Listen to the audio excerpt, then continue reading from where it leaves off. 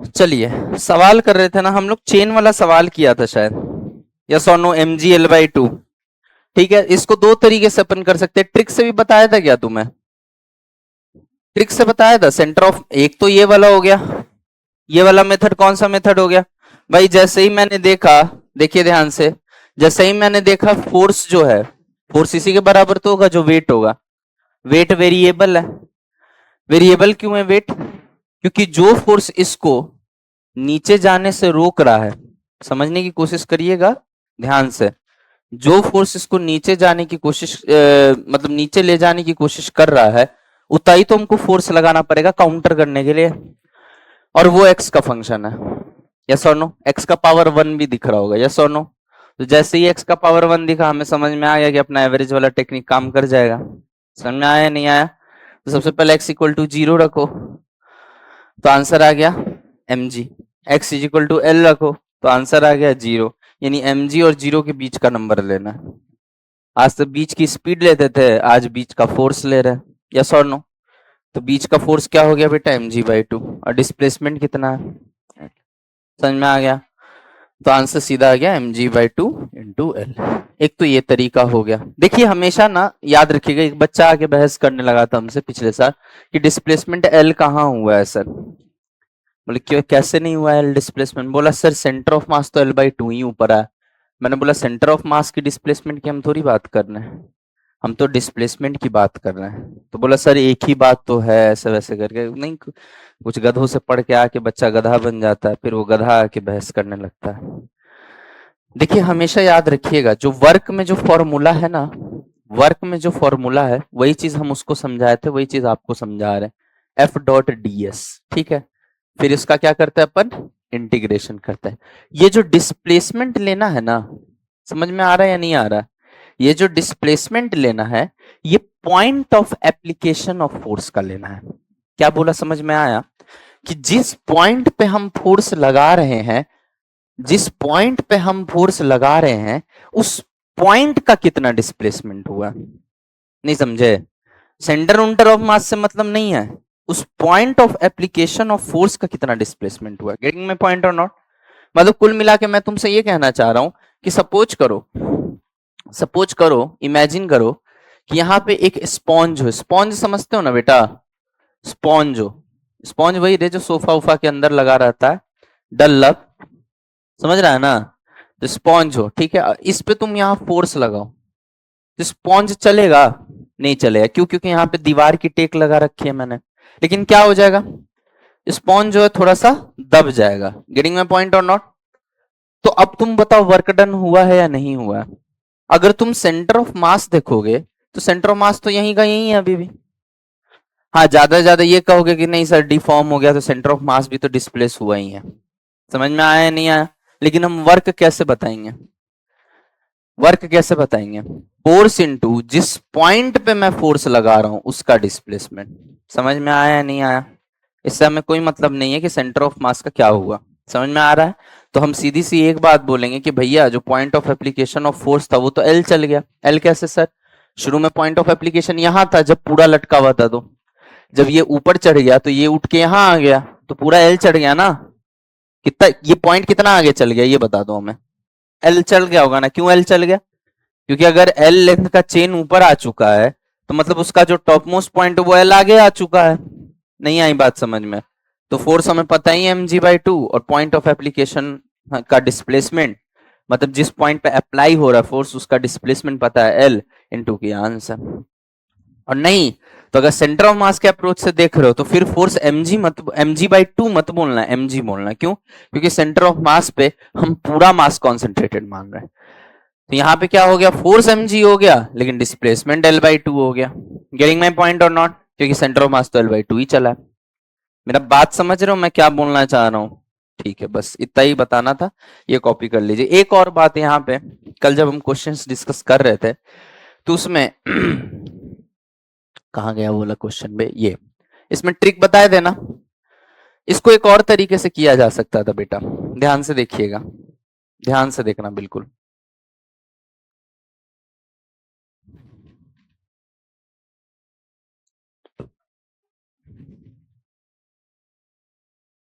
ध्यान से, इसमें क्या है? फोर्स, फोर्स का फंक्शन बताइए, फोर्स क्या है? 2x+3 है, जहां f को हम प्लॉट कर रहे हैं y एक्सिस पे और x को कर रहे हैं, डिस्प्लेसमेंट को कर रहे हैं x एक्सिस पे। कोई समस्या? अपन फोर्स डिस्प्लेसमेंट ग्राफ का जो एरिया है वही वर्क बताते हैं। बोलो यार, सामने लिखा हुआ है बाबू, यहाँ ध्यान दो ना। समझ में आ रहा है कि नहीं? अब सिंपल सी बात है, f इक्वल टू 2x+3 है, तो कोई भी देख के समझ रहा होगा कि इसका स्लोप पॉजिटिव है, क्योंकि y इक्वल टू mx+c के फॉर्म में। समझ में आ रहा है ना? स्ट्रेट लाइन है, स्लोप कांस्टेंट है और कांस्टेंट का मान +2 है, मतलब चढ़ाई होगा या ढलान होगा? चढ़ाई होगा ना? तो चढ़ाई जब होगा तो इस तरीके का कुछ होगा। गॉट इट और नॉट? अच्छा, ये इंटरसेप्ट है। इंटरसेप्ट मतलब वाई एक्सिस को कहां पे काटा है, ओरिजिन से कितना ऊपर काटा है या कितना नीचे काटा है। ये गेटिंग माय पॉइंट? अगर पॉजिटिव इंटरसेप्ट है +3 मतलब ओरिजिन को, ओरिजिन से ऊपर +3 पे काटा, ये माइनस होता तो ओरिजिन से नीचे काटा। समझ में आ गया ना? कुछ नहीं करना था। अब यहाँ पे ध्यान से देख, ध्यान से देख, कहां पे बोल रहा है हमें? 2 से 6 के बीच का वर्क ना। ये तो हमने जनरल ग्राफ बना दिया है। अब इसके लिमिट्स देख लो। x इक्वल टू 2 पे क्या आएगी वैल्यू फोर्स की? जल्दी रखो, रख के बताओ आंसर। x इक्वल टू 2 पे क्या आएगा? 7 आ रहा है फोर्स, तो ये दिखा दूं ऐसे? बोलो, x इक्वल टू 2 पे 7 फोर्स। x इक्वल टू क्या बोला अगला? 6 पे। 6 पे क्या आ रहा है बेटा? 15 आ रहा होगा शायद। तो ये वाला फोर्स कितना हो गया? 15 दिखा दूं? समझ में आ गया? अब मुझे 2 से 6 के बीच का वर्क निकालना है, तो मैं क्या कहूंगा? Area under curve. बोलो यार, बताओ जरा इसका एरिया बेटा। Half into sum of parallel sides, 7 + 15 क्या हो गया? 22 इंटू एल्टीट्यूड। एल्टीट्यूड क्या हो गया? 4। अरे सर, ये तो बड़ा आसान हो गया हो। 44 जूल। समझ में आया या नहीं आया? तो एक क्वेश्चन को कई मेथड से कर सकते हैं। ठीक है, चलिए आगे बढ़े बेटा। अगर ये चाहते हैं ग्राफ वाला नोट करना तो आप नोट कर लें, ये भी इंपॉर्टेंट है। जगह है तो ठीक है, वरना मार्जिन में जगह होता है वहां कर लो। हाँ, चलिए एक टॉपिक डालिए, बहुत इंपॉर्टेंट और बहुत महत्वपूर्ण टॉपिक है।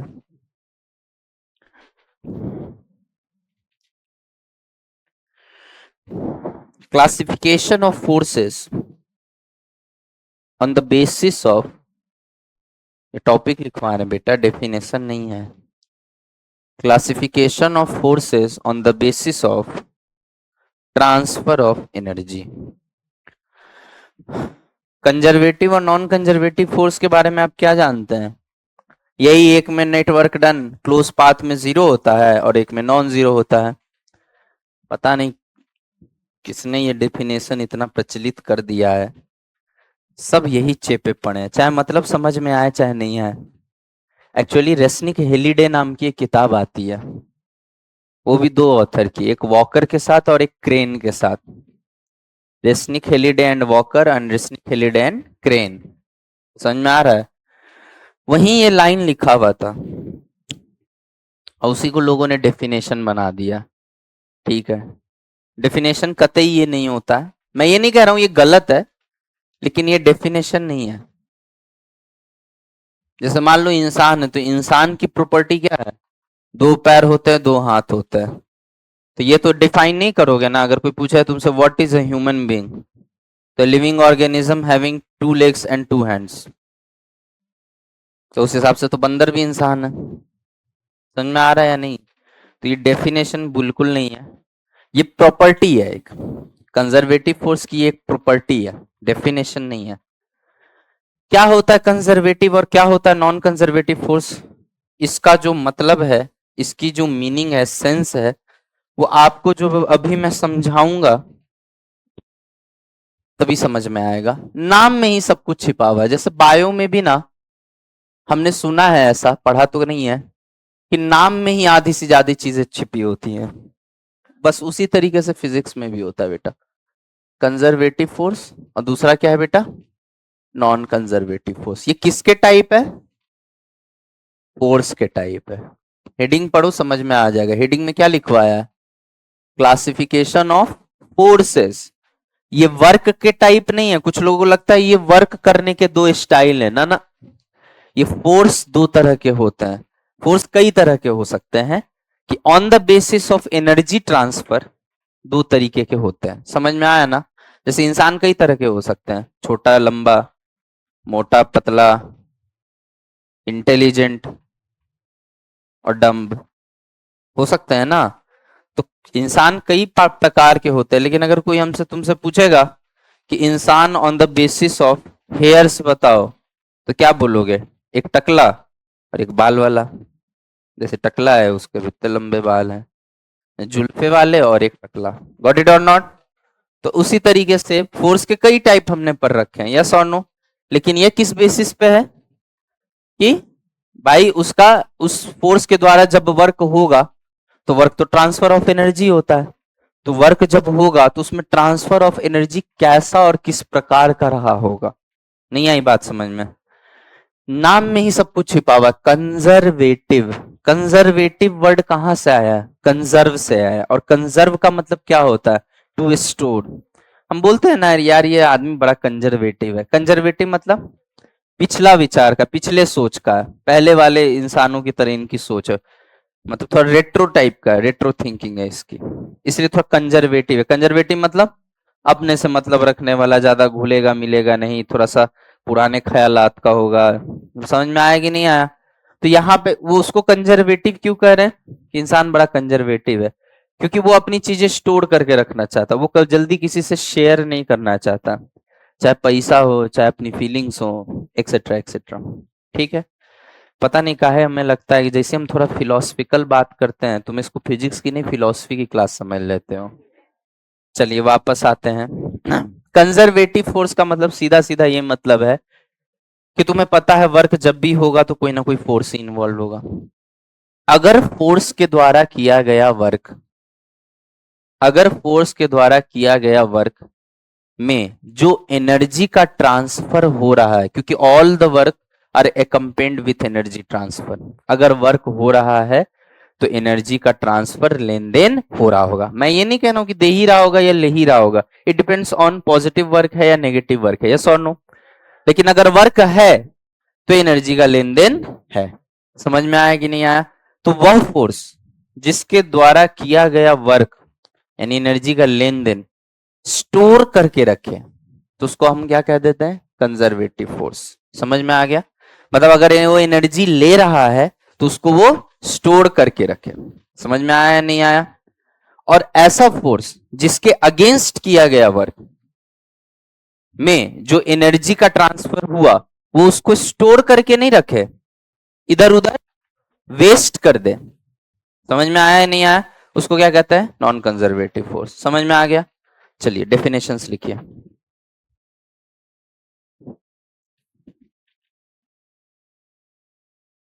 Work done against such forces, conservative में लिखवा रहा हूं, 3-4 पॉइंट पहले कंजर्वेटिव में लिखवाऊंगा, फिर 3-4 पॉइंट नॉन कंजर्वेटिव में लिखवाऊंगा। Is that clear to everyone? पहला point, work done against such forces, work done against such forces, work done against such forces is conserved. मतलब इन फोर्सेस के अगेंस्ट अगर तुम वर्क करोगे। अच्छा, वर्ड अगेंस्ट क्यों आ रहा है? क्योंकि समझो, मान लो तुम्हारा फोर्स ऐसे लग रहा है और डिस्प्लेसमेंट ऐसे हो रहा है, तो बताओ फोर्स के फेवर में वर्क हो रहा है या अगेंस्ट हो रहा है? अगेंस्ट हो रहा है। कैसे पहचानेंगे? वर्क डन नेगेटिव होगा। समझ में आया? अब वर्क डन अगर नेगेटिव होगा मतलब ये मेरा फोर्स जो है वो एनर्जी दे रहा है या ले रहा है? ले रहा होगा, इसीलिए वर्ड क्या आया है? अगेंस्ट। क्योंकि जब तक अगेंस्ट हम नहीं लिखेंगे तब तक ये कैसे समझ में आएगा कि एनर्जी ले रहा है? यस और नो? अब लेने के बाद दो ऑप्शन है, पहला स्टोर करके रखे, दूसरा वेस्ट कर दे। जो स्टोर करके रखेगा वो कंजर्वेटिव फोर्स हो जाएगा, जो वेस्ट कर देगा वो नॉन कंजर्वेटिव फोर्स हो जाएगा। बहुत सिंपल डेफिनेशन है। एनर्जी लेने के बाद जो स्टोर करके रख रहा है, बचा के रख रहा है, इधर उधर वेस्ट नहीं कर रहा है, वो कैसा फोर्स है? कंजर्वेटिव। और जो लिया और लेते के साथ इधर उधर उड़ा दिया, जैसे दो तरह के लोग होते हैं ना, एक पैसा मिला तो कुछ सेव कर दिए, कुछ माँ बाप को भेज दिए, थोड़े बहुत पैसे बचे उससे थोड़ा सा अपने शौक पूरे कर लिए। शौक मतलब सामान खरीद लिए, ठीक है, कि घड़ी ले लिए या जूता ले लिए, उसमें भी जो कंपलसरी है, जो बहुत जरूरी आइटम है वो लिए, और बाकी सारा पैसा माँ बाप को दे दिए या फिर खुद सेव कर लिए, ठीक है। दूसरा कैटेगरी क्या होता है, आज सैलरी आया, कल बाप पूछे बेटा सैलरी आया, हाँ पापा खर्च भी हो गया, 5,000 रुपये भेजिए ना। ऐसे भी लोग होते हैं, समझ में आ रहा है या नहीं आ रहा है? तो वही चीज है कि अगर आपको पैसा मिला है, अगर आप स्टोर करके रखते तो आप कंजर्वेटिव हैं, और वेस्ट कर देते हैं, उड़ा देते हैं सारा पैसा, तो नॉन कंजर्वेटिव है। समझ में आ गया? चलिए ठीक है, लिखिए, work done against such forces is conserved, bracket में स्टोर्ड। Got it? अगला, this stored energy, this stored energy is in form of, this stored energy is in form of, किस फॉर्म में होता है? Potential energy. This stored energy is in form of potential energy. तीसरा property जो तुमने पढ़ा है, work done against such forces is independent of path. यही पढ़ा था ना, work done against such forces is independent of path, it only depends on initial and final position। समझ में आ गया भाई? भाई शुरुआत में कहां था और अंत में कहां है, बस उस पर डिपेंड करता है, रास्ता क्या है उससे कोई मतलब नहीं है। समझ में आ गया? तो कंजर्वेटिव फोर्स का एक एग्जांपल कोई दे सकता है मुझे? मैंने पढ़ा रखा है। हाँ, ग्रेविटेशनल फोर्स एक कंजर्वेटिव फोर्स का एग्जांपल हो गया, क्योंकि आपको याद होगा कि नीचे mg लग रहा था और मैंने उसको बड़ा टेढ़ा मेरा रास्ता दिया था, याद है? देखो तुम तो सब कुछ भूल ही जाते हो। देखिए इधर, नलायको कहाँ गया बे? नाराज हो गया क्या? पीछे है? ये तो है ही, इसके बाद mg लगा के भी दिखाया था भाई। नीचे? कहाँ नीचे है बे? आगे वाली स्लाइड में कहाँ है? हाँ ये रहा, देखिए देखिए देखिए यहाँ, ठीक है ना, ये ऑब्जेक्ट है, इसको बड़ा टेढ़ा मेरा पाथ से लेके हम यहाँ तक आए थे। कहाँ तक लाए थे? यहाँ तक। उसके बाद मैंने बोला था कि भैया हमें तो इतना मतलब है, ये फोर्स है, ये शुरुआत वाला पोजीशन, ये अंत वाला पोजीशन है, रास्ता क्या है उससे कोई मतलब नहीं है। उसके बाद मैंने बोला था कि डिस्प्लेसमेंट का भी वो कंपोनेंट लेना है जो फोर्स के अलोंग है। समझ में आया ना? बात खत्म हो गई थी, ठीक है। तो एक चीज हम कह सकते हैं, इस रिजल्ट को हमेशा याद रखना कि all constant forces are always conservative in nature. क्या मैंने गलत बोला या सही बोला? बिल्कुल सही बोला, क्योंकि आपको मैंने दिखाया था कि अगर फोर्स कांस्टेंट हो तो चाहे पाथ कैसा भी हो, सिर्फ इनिशियल और फाइनल पे डिपेंड कर रहा था। Got it? बहुत पहले ही पढ़ा दिया था ये चीज, ठीक है। तो लिख लो इसमें, all constant forces, all constant forces, constant मतलब मैग्नीट्यूड भी कांस्टेंट और डायरेक्शन भी constant, are conservative in nature. मतलब जहां भी आज के बाद हम कोई फोर्स देखेंगे और यह देखेंगे कि वह कांस्टेंट है, तो बिना दिमाग लगाए समझ जाएंगे कि ये क्या होगा? कंजर्वेटिव होगा। नहीं आई बात समझ में? दिमाग ही नहीं लगाना, अगर दिमाग लगा रहे हो तो तुम गधे हो। जैसे ही देखा कांस्टेंट फोर्स, समझ जाएंगे ये कैसा होगा? Conservative in nature. मतलब सीधा इनिशियल और फाइनल पे डिपेंड करेगा, बीच में उसका क्या रास्ता रहा है उससे कोई मतलब नहीं है। समझ में आ गया बेटा? अगला लिखिए, नॉन कंजर्वेटिव फोर्स। एक के पेन में 3-4 रंग है तुम्हारे जी, कहाँ पटना से लेके आई हो? अजमेर में तो नहीं मिलता है ये। मिलता है 30 रुपए में। चलो कुछ नहीं तो पेन का दुकानें खोल के बैठ जाएंगे।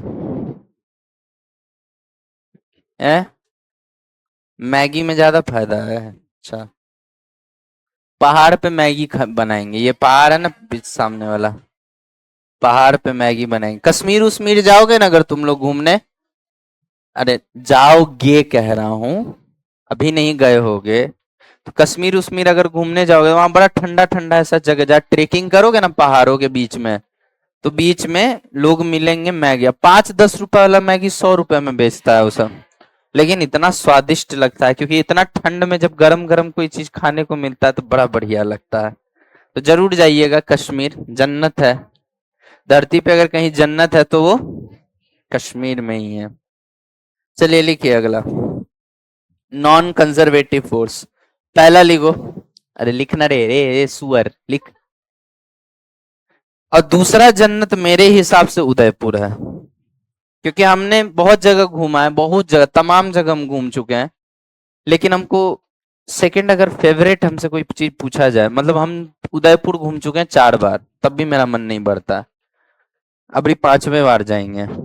ऊटी से भी अच्छा है उदयपुर, मुझे लगता है, हो सकता है ना हो, ऊटी भी मैं गया हूं, बट मुझे उदयपुर ज्यादा पसंद आया, क्योंकि उसमें जो कॉम्बिनेशन है ना, लेक प्लस फोर्ट प्लस पहाड़, वो तीनों का कॉम्बिनेशन बड़ा रेयरेस्ट ऑफ द रेयर है। ऊटी में पहाड़ पहाड़ खूब है, लेक भी है, लेकिन फोर्ट्स नहीं है। समझ में आया नहीं है? वहां पे तीनों चीज है, कुदरत का करिश्मा है। चलिए लिखिए, नॉन कंजर्वेटिव फोर्स। हाँ, अब बात करो तुम बैठ के कि उदयपुर कैसे कैसे जाएंगे। लिखो, आइटिनरी बाद में बनाइएगा, पहले डेफिनेशन लिखिए। Work done is dissipated, work done against such forces, direct नहीं लिखना है, work done against such forces is dissipated. Dissipated का मतलब समझते हो? बर्बाद होना, खर्च होना, वेस्ट होना। समझ में आया? Is dissipated in the form of light, heat, oblique में चलेगा, light oblique heat oblique sound. मतलब ऐसे फोर्सेस के अगेंस्ट अगर आप वर्क करते हैं तो वो हीट, लाइट एवं साउंड में बर्बाद हो जाता है। गॉट इट और नॉट? ऑब्वियस सी बात है, एनर्जी स्टोर होता नहीं है, तभी नॉन कंजर्वेटिव कह रहे हैं। तो आखिर स्टोर नहीं होता तो जाता कहां है? क्योंकि energy can neither be created not be destroyed, उसको डिस्ट्रॉय तो किया जा नहीं सकता, तो जाता कहां है? हीट, लाइट, साउंड में बर्बाद हो जाता है। मतलब आवाज आएगी या फिर गर्म हो जाएगा, तो उससे हमें यह पता चल जाए कि भैया जो एनर्जी था, जो आपने दिया था बॉडी को, वो कहां हो गया? वेस्ट हो गया। किस फॉर्म में? हीट, लाइट, साउंड में। गॉट इट और नॉट? चलिए अगला टॉपिक डालिए, पोटेंशियल एनर्जी।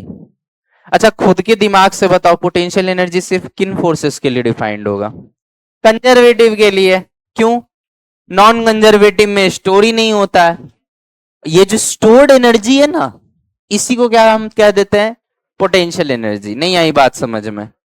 फॉर एग्जाम्पल, मान लो कि मेरे पास एक्स अमाउंट आ रहा है, उसमें से कुछ अमाउंट मैं सेव कर रहा हूं। क्यों सेव करता आदमी? सेविंग्स क्यों रखता है? ताकि इमरजेंसी वाले सिचुएशन में काम आए। मतलब जो एनर्जी, जो पैसा तुमने स्टोर कर रखा है, जब तुम्हें उसकी जरूरत पड़े अर्जेंटली, तो तुम उधार ना मांगो किसी से, बल्कि अपने सेविंग्स को यूज करो। इसलिए आदमी सेव करता है। यस और नो? बेसिकली सेविंग अकाउंट क्या बताता है? सेविंग अकाउंट तुम्हारी औकात बताता है। जितना ज्यादा पैसा सेव्ड है, इसका मतलब तुम्हारे पास उतना हाई पोटेंशियल है कोई भी चीज खरीदने का। यस और नो? घर खरीदने का या फिर कार खरीदने का। किसके पास पोटेंशियल होगा? जिसके सेविंग अकाउंट में 100 रुपया है, कि जिसके सेविंग अकाउंट में 10 करोड़ रुपए है। ऑब्वियस सी बात है, तुमको भी अच्छे से पता है ये बात। ठीक है, तो वही बात है कि कंजर्वेटिव फोर्स में जो वर्क डन आप अगेंस्ट द फोर्स करते हो, तो एनर्जी आप दे रहे हो, वो ले रहा है, वो लेके खर्च नहीं करता है, स्टोर कर लेता है। किस फॉर्म में? पोटेंशियल एनर्जी के फॉर्म में। यही स्टोर्ड एनर्जी को बेटा पोटेंशियल एनर्जी कहते हैं। ठीक है, इसका डेफिनेशन लिख लो। Energy possessed by a system due to its configuration। Configuration मतलब समझ रहे हो? थोड़ा ज्यादा हाई लेवल अंग्रेजी लिखवा दिए हैं, अब इसको हम थोड़ा देसी भाषा में समझाते हैं कि होता क्या है। एक सिस्टम में एक पार्टिकल हो सकता है, एक से ज्यादा पार्टिकल हो सकता है। उन पार्टिकल्स के बीच में फोर्स ऑफ अट्रैक्शन या रिपल्शन होगा। कुछ नहीं होगा तो ग्रेविटेशनल फोर्स तो होगा ही होगा, क्योंकि जब हम नेचर ऑफ फोर्सेस पढ़ रहे थे तो हमने तुमको पढ़ाया था, टाइप ऑफ फोर्सेस पढ़ रहे थे, तो उसमें 4 टाइप फंडामेंटल, 4 टाइप की फोर्स होते हैं। यस और नो? उसमें एक कौन सा है? ग्रेविटेशनल, जो वीकेस्ट है। और मैंने यह बोला था कि ग्रेविटेशनल फोर्स के लिए कोई कंडीशन नहीं चाहिए, बस आपके पास मास होना चाहिए। यस और नो? तो कोई भी 2 पार्टिकल जिसका मास है, उनके बीच में ग्रेविटेशनल फोर्स लग रहा होगा।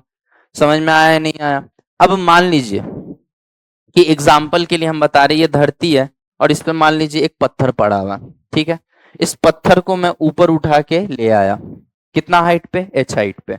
समझ में आ रहा है या नहीं आ रहा? ग्रेविटेशनल फोर्स किधर लग रहा है? नीचे, और मैं इसको ला किधर रहा हूं? ऊपर। तो वर्क डन नेगेटिव है या पॉजिटिव?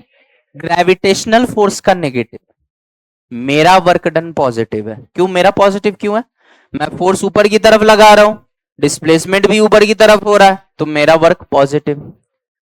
ग्रेविटी किधर लग रहा है? नीचे, लेकिन डिस्प्लेसमेंट किधर है? ऊपर, तो work done by gravitational force negative. समझ में आ गया? बहुत सिंपल एग्जांपल से मैंने रिलेट कराने की कोशिश की है चीजों को। समझ में आ रहा है? पक्का ना? मेरे द्वारा किया गया वर्क पॉजिटिव, ग्रेविटी के द्वारा किया गया नेगेटिव। इसमें किसी को कोई संशय? एकदम बेसिक से चलेंगे, ठीक। अब आप मेरी बात समझने की कोशिश कीजिएगा। पॉजिटिव वर्क का क्या मायना है? कि मैंने एनर्जी दिया है, तभी मेरे मसल्स थके हैं पत्थर को ऊपर लाने में। बोलो रे, बिना ताकत के थोड़ी ला पाए, ताकत चाहिए ना, एनर्जी वेस्ट हुआ है ना उसमें। तुम ही डंबल 4 बार उठाते हो तो देखते हो ना घड़ी की कितना कैलोरी बर्न हुआ। तो ये कैलोरी कहां जा रहा है? उसको उठाने में। तो तुमने एनर्जी दिया है, ग्रेविटी ने लिया है, क्योंकि ग्रेविटी का वर्क नेगेटिव है। अब दो कंडीशन है। क्या बोला मैंने? दो कंडीशन है। पहला कंडीशन क्या होगा? कि ग्रेविटी ने एनर्जी लिया और उसको उड़ा दिया हीट लाइट साउंड के फॉर्म में। तो ये कैसा फोर्स हो जाता फिर? Non conservative. और उसके अलावा एक और ऑप्शन क्या है? कि जो भी एनर्जी इसने लिया है उसको वेस्ट नहीं किया है, अच्छे से स्टोर करके रख लिया है। क्यों? बाद में काम आएगा। समझ में आ गया? तो ग्रेविटेशनल फोर्स कैसा है? कांस्टेंट फोर्स है, mg। तो इसका वर्क डन पाथ पे डिपेंड करता है या नहीं करता है? नहीं करता है। ये किसके लक्षण है? कंजर्वेटिव फोर्स के लक्षण है। पहले बता चुका हूं, all constant forces are conservative in nature. अभी दिखाया भी था एग्जांपल से। ये ग्रेविटेशनल फोर्स क्या है? कंजर्वेटिव है, एटलीस्ट जब तक जी कांस्टेंट है। जी वेरिएबल है तब भी है, कोई दिक्कत नहीं है उसमें, ठीक है। मैंने ये बोला है कि constant forces are conservative in nature. मैंने ये बिल्कुल नहीं बोला है कि all variable force are non conservative in nature. बात को ध्यान से सुनिएगा, मेरी हर बात में बहुत दम होता है और आगे जाके मैं प्रूव भी करूंगा। कांस्टेंट फोर्स है तो आंख बंद करके बोल देना कंजर्वेटिव, लेकिन कांस्टेंट नहीं है तो ये गारंटी नहीं है कि नॉन कंजर्वेटिव ही होगा। वो कंजर्वेटिव भी हो सकता है और नॉन कंजर्वेटिव भी हो सकता है। कहां बोर्ड पढ़ाओगे, कहां प्रूफ करोगे? आगे करेंगे। For example spring force variable है लेकिन कंजर्वेटिव है। कैसे पता? तुमने 100% बचपन में सुना होगा कि स्प्रिंग फोर्स का जो के द्वारा जो वर्क डन होता है वो स्प्रिंग में एनर्जी की तरह स्टोर हो जाता है और उसका फॉर्मूला ½ kx² होता है। चाहे तुम्हें समझ नहीं आता तो सुना तो है ना, उतना ही मेरे लिए काफी है। गॉट इट और नॉट? स्प्रिंग पोटेंशियल एनर्जी अगर हम डिफाइन कर रहे हैं, इसका मतलब स्प्रिंग फोर्स क्या है? कंजर्वेटिव इन नेचर है, तभी तो डिफाइन कर रहे हैं। तो ये मैंने बिल्कुल बोला है कि constant forces are conservative in nature. इसका मतलब ये बिल्कुल नहीं बोला है कि non conservative forces are always variable. ऐसा कुछ नहीं है भाई। कांस्टेंट है तो कंजर्वेटिव कंफर्म है, गारंटी। लेकिन अगर वेरिएबल है तो कंजर्वेटिव हो भी सकता है, नहीं भी हो सकता है, चेक करना पड़ेगा। सावधान रहें। समझ में आ गया? अपन उस पर भी बात करेंगे, लेकिन अभी हम अपने टॉपिक से नहीं हटते, वापस से आ जाते हैं। अभी फिलहाल तो gravitational force conservative in nature है, जिसके वजह से हमने जो वर्क किया तो हमने पॉजिटिव वर्क किया तो एनर्जी दिया, और ग्रेविटेशनल ने नेगेटिव वर्क किया तो एनर्जी लिया। ठीक है। अब ग्रेविटी ने क्या किया? उसको स्टोर करके रखा। किस फॉर्म में? पोटेंशियल एनर्जी के फॉर्म में। अब जो ही तुम पत्थर को छोड़ोगे, पत्थर लटका रहेगा हवा में, नीचे आएगा ना, पत्थर नीचे आएगा। अब मान लो किसी का सर रख दो नीचे जमीन पे, तो क्या होगा उसके सर का? हलवा बन जाएगा। इन शॉर्ट मैं ये कहना चाह रहा हूं कि पत्थर हाई स्पीड से आके टकराएगा जमीन से। जब स्पीड है तो उसके पास काइनेटिक एनर्जी रही होगी। ये काइनेटिक एनर्जी कहां से आई? Energy can neither be created nor be destroyed. बचपन से पढ़ते आ रहे, तो एनर्जी आई कहां से? जो पोटेंशियल एनर्जी सेव करके रखा था वही वापस लौटा दिया। गॉट इट और नॉट? तो जैसे जैसे नीचे आ रहा है पोटेंशियल कम हो रहा है, काइनेटिक बढ़ रहा है, क्योंकि वो एनर्जी का ट्रांसफॉर्मेशन हो सकता है, क्रिएशन या डिस्ट्रक्शन नहीं हो सकता। गॉट इट और नॉट? तो हमने जो एनर्जी दिया वो पत्थर में स्टोर हो गया, और पत्थर ने जो एनर्जी दिया वो काइनेटिक एनर्जी के फॉर्म में मैनिफेस्ट हो गया। कोई समस्या किसी को? पक्का फील आ गई कि कैसे कंजर्वेटिव फोर्स काम करता है? पक्का ना? चलिए बहुत अच्छी बात है। तो अब याद रखिएगा कि हम हमेशा याद रखेंगे कि कंजर्वेटिव फोर्स के लिए ही पोटेंशियल एनर्जी डिफाइंड है। हाँ, डेफिनेशन पे थे हम कि potential energy is energy stored by a system due to its configuration. Configuration मतलब बनावट, मतलब जो पार्टिकल्स हैं उनका एक दूसरे के रिस्पेक्ट में क्या पोजीशन है। जैसे अर्थ को मान लो हम एक पार्टिकल की तरह ट्रीट करें। अरे पगला है मास्टर, इतना बड़का अर्थ है उसको पार्टिकल बोल रहा है। आगे चल के हम ये काम किया करेंगे कि एक्सटेंडेड बॉडी को भी पॉइंट मास की तरह ट्रीट कर लेंगे। समझ में आया? ये अभी सुनने में तुमको बड़ा अजीब लग रहा है, लेकिन आगे चल के बड़ा कॉमन हो जाएगा, और इसी पॉइंट को सेंटर ऑफ मास कहते हैं। समझ में आ गया? खैर, हम अभी अर्थ को और ईट को दो अलग अलग बॉडी कह सकते हैं ना, दोनों ही कई सारे पार्टिकल से मिलके बने, ठीक है, लेकिन इन दोनों को हम एक पार्टिकल की तरह ट्रीट कर लेंगे। क्या यहाँ पे पोटेंशियल एनर्जी इस बात पे डिपेंड नहीं कर रहा है कि धरती जो है वो ईट से, या ईट जो है वो धरती से कितनी दूरी पे है? जितना ऊपर लेके जाओगे पोटेंशियल एनर्जी उतना ज्यादा स्टोर होगा। क्या है भैया? Force into displacement. Force constant है, डिस्प्लेसमेंट ज्यादा तो वर्क ज्यादा, तो एनर्जी स्टोर्ड ज्यादा, और डिस्प्लेसमेंट कम तो वर्क कम, एनर्जी स्टोर्ड कम। समझ में आया नहीं आया? तो क्या इस चीज में, ये चीज सुनने के बाद आपको ये रियलाइज नहीं हो रहा है कि धरती और पत्थर के बीच की दूरी इंपॉर्टेंट है पोटेंशियल एनर्जी के लिए? और कहीं ना कहीं अगर पत्थर को हम जमीन पे ही रहने देते, पत्थर को जमीन से अगर नहीं उठाते, तो सिस्टम का पोटेंशियल एनर्जी क्या होता है? जीरो होता। हमने पत्थर को जमीन से उठाया, धरती से अलग किया, तभी हमारे द्वारा किया गया कार्य पोटेंशियल एनर्जी के फॉर्म में स्टोर्ड है। मेक सेंस और नॉट? समझ में आया नहीं आया? तो क्या मैं एक लाइन में इस पूरे बात को समराइज कर दूं कि पोटेंशियल एनर्जी जो है वो इस बात पे डिपेंड करता है कि जो सिस्टम है उनमें पार्टिकल्स का एक दूसरे के रिस्पेक्ट में कितने दूर या कितने पास है। समझ में आया? और इसी को हम इन शॉर्ट क्या कह देते हैं? बनावट, सिस्टम का बनावट। समझ में आया? फॉर एग्जाम्पल, पोटेंशियल एनर्जी कभी भी ब्रिक का यानी पत्थर का, स्टोन का या फिर अर्थ का डिफाइन नहीं होता। लोग बोल चाल के भाषा में बोल देते हैं कि बताओ तो इस पत्थर का कितना पोटेंशियल एनर्जी हो गया, तुम आंसर फट से दे देते हो। पोटेंशियल एनर्जी कभी भी एक सिंगल एंटिटी का डिफाइन नहीं होता, हमेशा सिस्टम का डिफाइन होता है। तो तुमको ये बोलना चाहिए कि potential energy of this earth mass system कितना हुआ। गॉट इट और नॉट? समझ में आ रही मेरी बात है कि एक सिस्टम में कई सारे पार्टिकल होते हैं, उनके बीच में फोर्स ऑफ इंटरेक्शन होता है, अट्रैक्शन भी हो सकता है, रिपल्शन भी हो सकता है। अब तुम अगर उनको छेड़ोगे, दूर लाओगे या पास लाओगे, वर्क होगा, और अगर फोर्स कंजर्वेटिव इन नेचर है तो वही वर्क एनर्जी के फॉर्म में स्टोर हो जाएगा। इसी स्टोर्ड एनर्जी को पोटेंशियल एनर्जी कहते हैं। तो इन शॉर्ट हम ये कहेंगे कि एक सिस्टम में रिलेटिव पोजीशन ऑफ पार्टिकल्स क्या है, इस पे डिपेंड करता है पोटेंशियल एनर्जी। क्या मैंने सही बोला है? पक्का? और जब भी डिसाइड डिफाइन होता है, किसके लिए डिफाइन होता है? सिस्टम के लिए डिफाइन होता है, सिंगल एंटिटी के लिए डिफाइन नहीं होता। समझ में आ गया? पक्का? तो इसीलिए हमने इन शॉर्ट लिखवा दिया कि work done, sorry, potential energy defined as, it depends on configuration of the system. Got it और नॉट? ठीक है, चलिए आगे बढ़ते हैं। नेक्स्ट लिखिए। अब पोटेंशियल एनर्जी की डेफिनेशन पे आ जाते हैं। क्या होता है भाई? Negative of work done by conservative force. ठीक है, ये हमेशा पोटेंशियल एनर्जी का डेफिनेशन होता है, याद रखिएगा। Negative of work done by conservative force. क्या है सर, नेगेटिव का है बोल रहे हैं?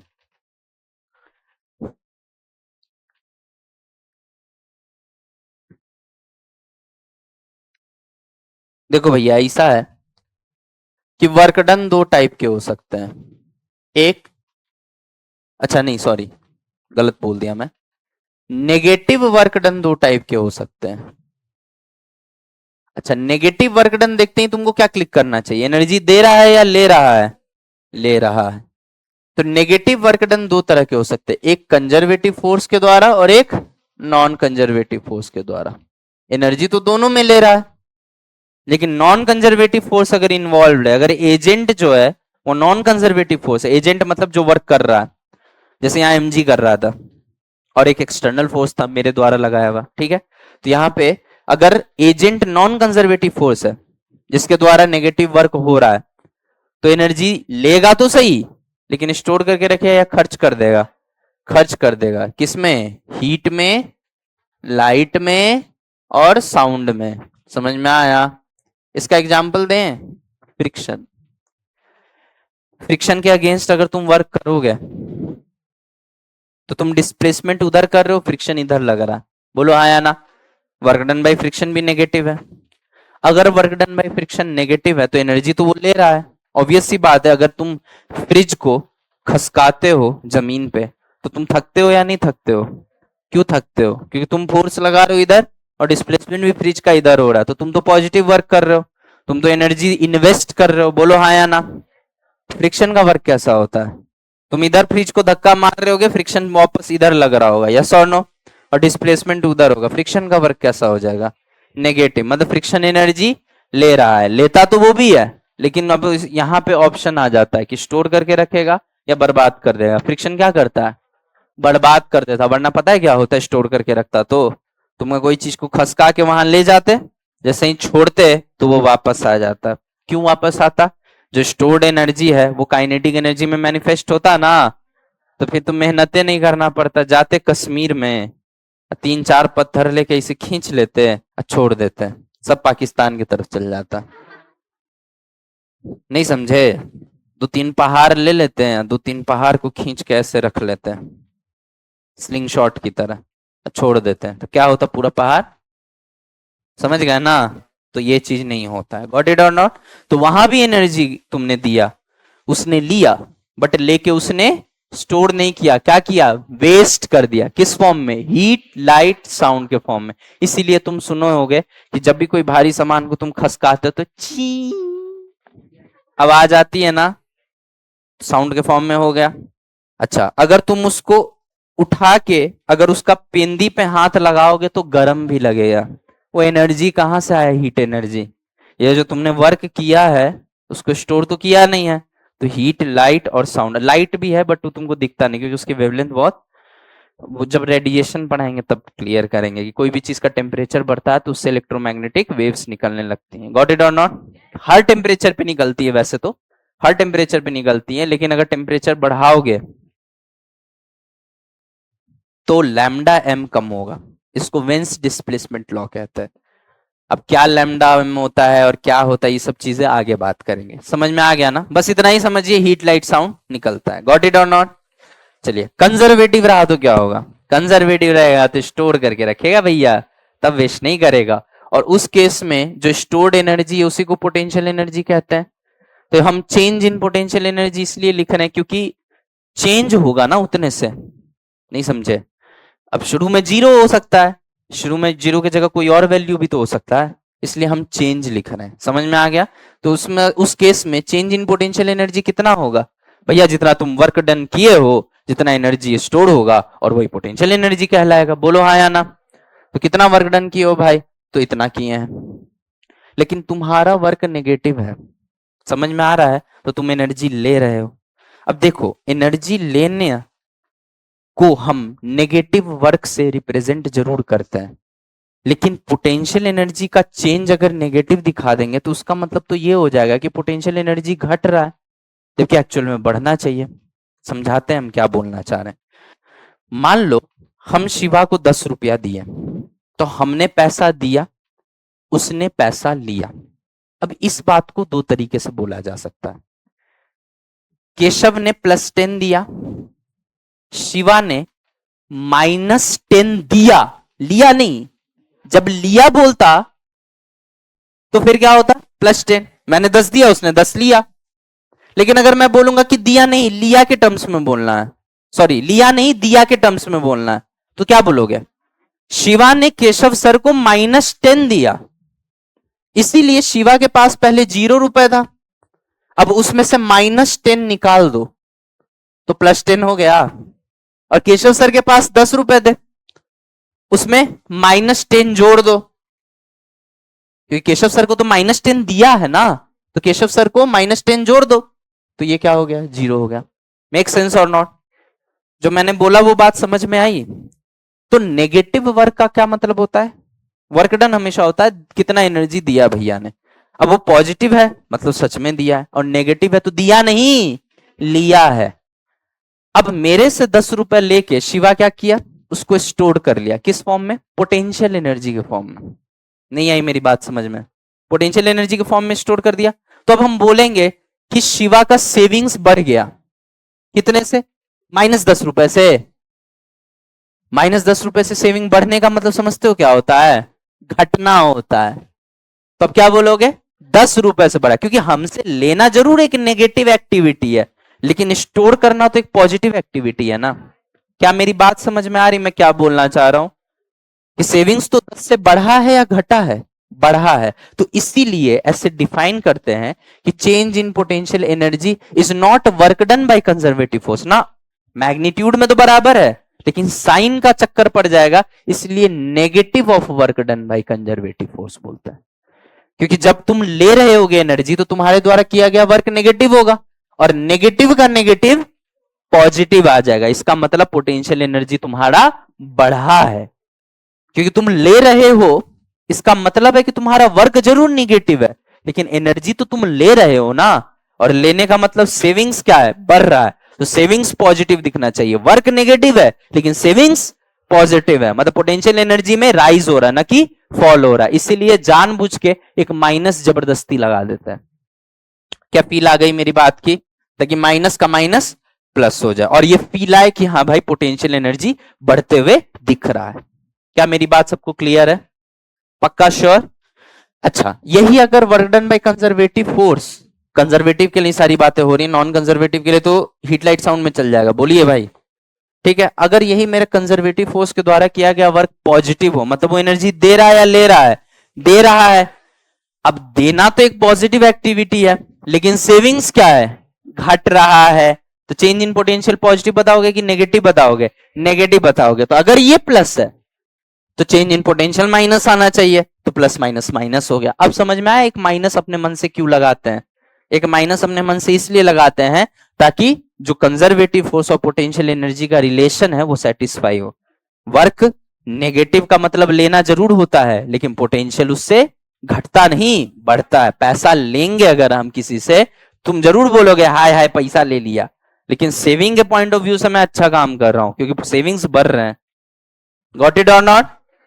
तो पैसा लिया नेगेटिव, पोटेंशियल एनर्जी बढ़ा पॉजिटिव, तो नेगेटिव को पॉजिटिव बनाना है तो एक माइनस साइन अपने मन से ऐड करोगे ना, तो मैं लगा दिया माइनस साइन। और अगर दे रहा हूं तो वर्क डन पॉजिटिव, लेकिन पोटेंशियल एनर्जी क्या होगा, घटेगा। यहीं से तो लेके दे रहा हूं, समझ में आया या नहीं आया। जैसे बैंक और एम्प्लॉय उसका रिलेशन होता है, कस्टमर और बैंक का रिलेशन होता है, उसी तरह का रिलेशन है। ये बैंक में क्या जमा है, पैसा की जगह पोटेंशियल एनर्जी जमा है। समझ में आ रही है मेरी बातें, तो उसने एनर्जी दे दिया। गॉट इट और नॉट। ठीक है, छाप लीजिए ये चीज, छाप लिया, चलिए।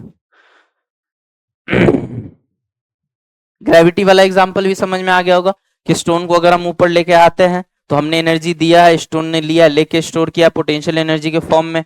ठीक है, छोड़ देंगे तो वापस से वो एनर्जी वापस दे देगा। समझ में आ रहा है या नहीं आ रहा है, काइनेटिक एनर्जी के फॉर्म में। आगे बढ़े भाई। क्वेश्चन,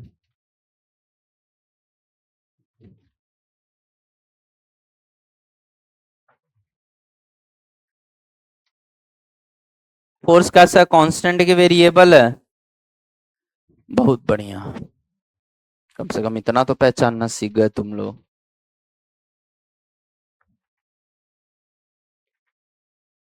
भैया वर्क डन बताना है और चेंज इन पोटेंशियल एनर्जी बताना है। वर्क डन बताना और चेंज इन पोटेंशियल एनर्जी बताना है।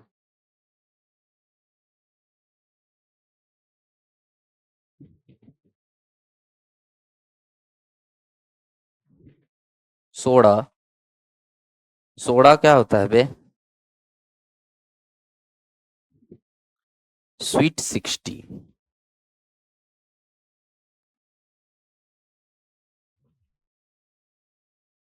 आजकल का बच्चा सब बड़ी धूमधाम से बर्थडे मनाता है। हम लोग के जमाने में अगर किसी के बर्थडे में केक आ जाए तो उसको अमीर माना जाता था। क्या अरे वो लोग अमीर लोग हैं इसलिए उनके बर्थडे में केक आता है। आजकल हम देखते हैं 8वीं 9वीं कक्षा में है लड़का, सब अपने आप को समझता है कॉलेज का। 3 4 ठो केक ले आएगा, एक ठो मुंह पे मारने के लिए, एक ठो खाने के लिए, एक ठो मुंह में लगाने के लिए, पता नहीं क्या क्या। पैसा का बर्बादी है, माँ बाप की मेहनत का पैसा बर्बाद कर रहे हैं।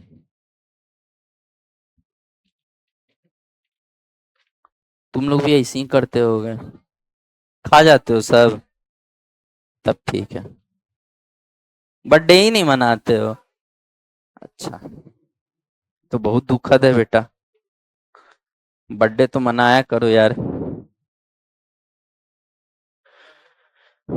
इतना लकी है माँ बाप जहां तुम पैदा हुए होगे।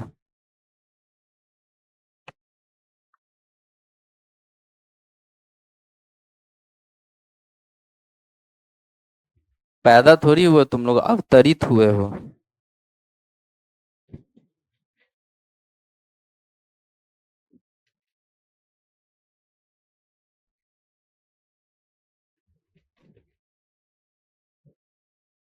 यहाँ पे भी वर्क बता दें,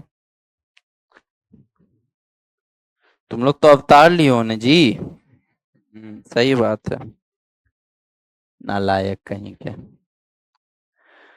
हाँ, एक ये क्वेश्चन नंबर 1 है, ये 2 है, ये 3 है।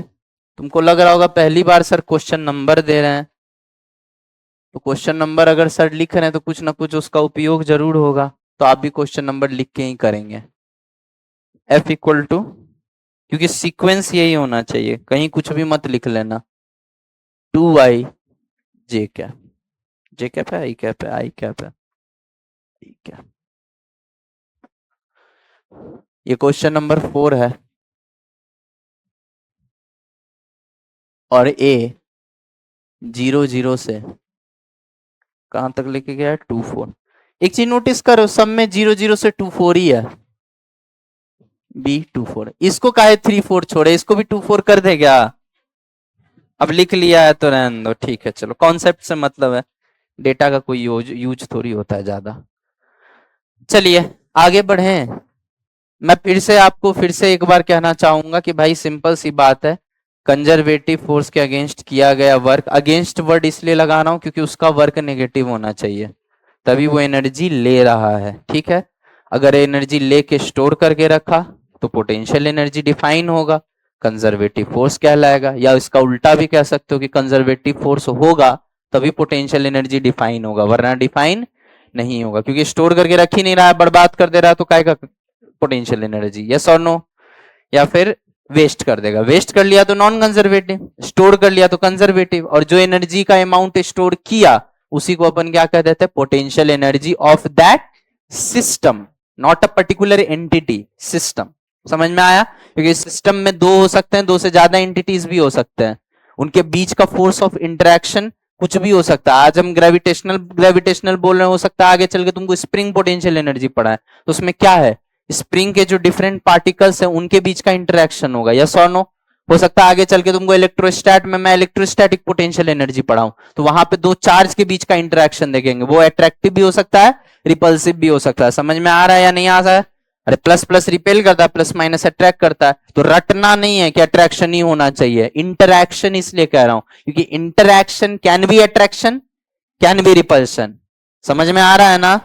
लेकिन इतना श्योर है कि इस अट्रैक्शन रिपल्शन के वजह से वर्क होगा, और वर्क डन अगर कंजर्वेटिव फोर्स है तो स्टोर होगा, और यह स्टोर्ड एनर्जी पोटेंशियल एनर्जी कहलाएगी, किसकी, एंटिटी की या सिस्टम की, सिस्टम की कहलाएगी। समझ में आ गई ना? अच्छा, डिफाइन कैसे है, change in potential energy is negative of work done by conservative force. अब तुम बोलोगे सर जो कंजर्वेटिव फोर्स ने वर्क किया है वही तो पोटेंशियल एनर्जी बढ़ा है, ये माइनस काहे लगा दियो? तो माइनस इसलिए लगा है ताकि साइन बैलेंस रहे, साइन का बैलेंस ना बिगड़े। समझ में आ रहा है कि नहीं? क्योंकि जैसे ही तुम work done by conservative force negative रखोगे, इसका मतलब लिया है, तो लिया है तो पोटेंशियल बढ़ा है, इसलिए नेगेटिव का नेगेटिव पॉजिटिव आ गया। और चेंज, किसी भी चीज का चेंज अगर पॉजिटिव है मतलब वो घटा नहीं बढ़ा है, और किसी भी चीज का चेंज अगर नेगेटिव है तो वो घटा है। समझ में आ गया? तो लिया है तो बढ़ा है, तो लेना मतलब नेगेटिव, और नेगेटिव का negative positive, change in potential energy positive हो गया, यानी बढ़ा है। गॉट इट और नॉट? और दिया है तो घटा है, मतलब अगर वर्क डन पॉजिटिव होता तो प्लस माइनस का माइनस हो जाता, यानी पोटेंशियल एनर्जी घटा है। क्या मेरी बातें बिल्कुल क्लियर है आप लोगों को कि क्या कहना चाह रहे हैं सर? आगे बढ़े, पहला सवाल देखते हैं। हमारी जिंदगी में आए तुम बहार बनके। चलो इधर देखो भाई, कांस्टेंट फोर्स है, पाथ से मतलब है क्या? नहीं। ऐसे भी हमें पता है कि कंजर्वेटिव फोर्स है, कांस्टेंट फोर्स है तो। और कंजर्वेटिव फोर्स में जो वर्क डन होता है वो पाथ से मतलब नहीं होता, सिर्फ इनिशियल और फाइनल पॉइंट पे डिपेंड करता है। क्या तुम्हें मेरी सारी बातें अब रिलेट होते हुए दिख रही हैं? कि सबसे पहले इसने पाथ वाली बात पहले ही समझा दी कि कांस्टेंट फोर्स का जो वर्क है वो पाथ से इंडिपेंडेंट होता है। बाद में कह रहा है कि कंजर्वेटिव फोर्स का एक प्रॉपर्टी होता है कि इसके द्वारा किया गया work done initial final point पे डिपेंड नहीं करता, इस हिसाब से कांस्टेंट फोर्स कंजर्वेटिव होने चाहिए। और बात भी सही है, कंजर्वेटिव होते भी हैं। समझ में आ रहा है या नहीं आ रहा है? एग्जाम्पल कोई पूछा तो mg। मेरी बात समझ में आ रही है या नहीं आ रही है? इसका मतलब बिल्कुल मैं ये नहीं कह रहा कि वेरिएबल फोर्स नॉन कंजर्वेटिव होता है, कांस्टेंट फोर्स कंजर्वेटिव होता है, ये 100% श्योर है। समझ में आ गया? All conservative forces are sorry all constant forces are conservative in nature. True है या फॉल्स है? All conservative forces are constant in nature. True है या फॉल्स है? समझ में आ रही है मेरी बात? कि कांस्टेंट तो कंजर्वेटिव होना तय है, लेकिन कंजर्वेटिव है तो कांस्टेंट ही हो ये जरूरी? कभी कभी वेरिएबल भी कंजर्वेटिव होता है। नहीं आई मोटे? समझ में आ रही है ना? तो भैया वेरिएबल है तो सतर्क रहना कि कंजर्वेटिव भी हो सकता है और नॉन कंजर्वेटिव भी हो सकता है, लेकिन कांस्टेंट है तो यह तय है कि कंजर्वेटिव ही होगा। तुम्हारी जगह मोहतम लिख लेते ये लाइन, लिख लिया तुमने, वाह कितना टैलेंटेड हो, नजर ना लगे। चलो इधर देखो, अब इसमें कुछ नहीं करना है, तुमको कुछ करना ही नहीं है। क्या सिखाए थे? F dot S displacement vector निकाल ले। डिस्प्लेसमेंट वेक्टर क्या आएगा? 3i cap plus 4j cap लिख दू सीधा, और फोर्स दे ही रखा है। अच्छा चाहे तो हम एंगल वैंगल भी खेल सकते हैं, एफ एस कॉस थीटा, इनका मॉड लो फिर कॉस थीटा निकालो। कॉस थीटा निकालने के लिए F dot S by mod of S, ये सब काम नहीं करना है पागल की तरह, सीधे बताएं को आई से जे को जे से। समझ में आ गया ना? बताइए भैया वर्क डन क्या आ गया? वर्क डन आ गया 3 दूनी 6, 6 प्लस 12 कितना आ गया जी? 18 जूल आ गया। अच्छा यहां भी तो आई और जे आएगा? नहीं आएगा, क्यों? वर्क डन स्केलर क्वांटिटी है, आई जे का मतलब डायरेक्शन आ गया, ठीक है ना? ये छोटी छोटी गलतियां तुम करते हो वो हम बोलते चलते हैं। 18 जूल आ गया वर्क डन। 1 मिनट, फोर्स कैसा है? Conservative in nature. समझ में आया या नहीं आया? तो इसके द्वारा किया गया वर्क डन जो होगा वो वर्क डन नहीं है, work done by conservative force है। और work done by conservative force है मतलब वर्क डन अगर कंजर्वेटिव फोर्स कर रहा है तो पोटेंशियल एनर्जी बढ़ा घटा जरूर होगा। अब तुमसे पूछा है चेंज इन पोटेंशियल एनर्जी बताइए, तो सीधे लिख दें या माइनस के साथ? माइनस के साथ। अब खुद फील करो ऐसा क्यों है। अगर इसके द्वारा किया गया वर्क पॉजिटिव है मतलब 18 जूल एनर्जी वो दे रहा है या ले रहा है? तो देगा तो सेविंग्स कम होंगे ना। तो चेंज इन पोटेंशियल एनर्जी क्या होगा? -18 जूल या +18 जूल? जोर से बोलो। बहुत बढ़िया। Change in potential energy is -18 joule, मतलब पहले अगर पी रहा होगा तो अब P-18 हो जाएगा। गॉट इट और नॉट? बहुत बढ़िया, जल्दी लिखिए फटाफट। पक्का यहां तक कोई संशय, कोई दिक्कत? तुमको नहीं लगता ये पहले भी हम करा चुके हैं? टाइम पास मास्टर तो चैप्टर वे टाइम पास वाला, तो क्या करें। चैप्टर असली में कौन सा है? रोटेशन है, सेंटर ऑफ मास है, फ्लूइड मैकेनिक्स है, हीट ट्रांसफर है, थर्मोडायनेमिक्स है, इलेक्ट्रोस्टैट है, मैग्नेटिज्म है। ये सब चैप्टर, ये सब कोई चैप्टर है? लेकिन याद रखना अगर इसको हल्के में ले लिए तो काइनेमेटिक्स, एनएलएम और वर्क पावर एनर्जी, अगर ये 3 चैप्टर तुमने गलती से भी हल्के में ले लिया तो तुमको फिजिक्स स्वयं ब्रह्मा भी नहीं सिखा सकते हैं, क्योंकि यही 3 बार बार यूज होंगे। आगे जितने डेरिवेशंस होंगे सब यहीं से निकलेगा। खाली वर्क पावर एनर्जी और ये खाली फोर्स का नाम बदलते जाएगा और पोटेंशियल एनर्जी का नाम बदलते जाएगा, पढ़ वही रहे होंगे। गॉट इट और नॉट? चलिए ध्यान से सुनिए। नाम अनेक दर्शन एक। अब इसका बताइए भैया, तो इसमें तो सर हमको देख के ना कुछ कुछ हो रहा है। क्या हो रहा है बेटा? वेरिएबल फोर्स है सर। तो इसमें क्या है, छोटा सा वर्क डिफाइन करना पड़ेगा सर आपको। सीधे आप चाहिएगा कि टोटल वर्क आ जाए, तो वो मुमकिन नहीं है, ठीक है। और छोटा छोटा वर्क को लेके जोड़ दीजिएगा तो टोटल वर्क आ जाएगा। बेटा सर फोड़ देंगे, यहां ध्यान दो, ठीक है। इतना प्यार से वार्निंग कहाँ कोई देता है। अब देखो रे ओए, छोटा सा डिस्प्लेसमेंट बताओ पहले क्या होगा। छोटा सा डिस्प्लेसमेंट dx नहीं लिखो, ds लिखो। जरूरी थोड़ी है कि x एक्सिस में डिस्प्लेसमेंट हो रहा है, वो तो पाथ पे डिपेंड करेगा ना। ds को हम क्या लिख सकते हैं, छोटा सा डिस्प्लेसमेंट को हम छोटा सा x में जो डिस्प्लेसमेंट हुआ उसको dx i कैप लिख सकते हैं, और छोटा सा जो y में डिस्प्लेसमेंट होगा उसको dy j कैप लिख सकते हैं। एक तरीके से हम तुमको सिखा रहे हैं कि कैसे स्टाइल, क्या स्टाइल को अपनाया जाता है क्वेश्चन करने के लिए। कांस्टेंट है तो खट्ट से आंसर, क्योंकि शुरू वाला अंत वाला बीच वाले से मतलब नहीं है। डिस्प्लेसमेंट पता चला, एफ डॉट एस लगाए, खत्म आंसर।